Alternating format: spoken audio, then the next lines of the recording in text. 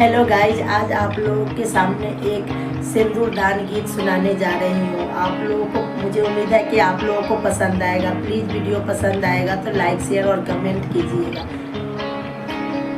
आहे ताना बचाना जब सुना लनया पना भैया हाँ के लगलन पानी रुमाल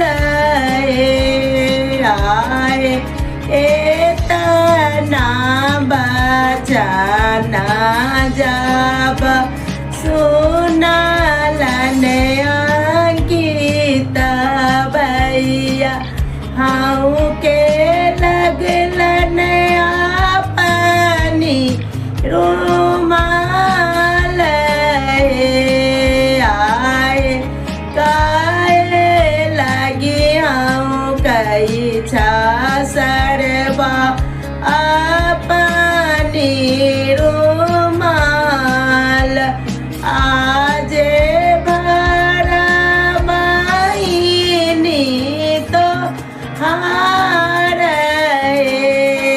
आए काए लगी हाँ कई सरबा अपनी रुमाल आज भरा महीनी तो हार आए कल से जे दानिया हमार। धन्यवाद।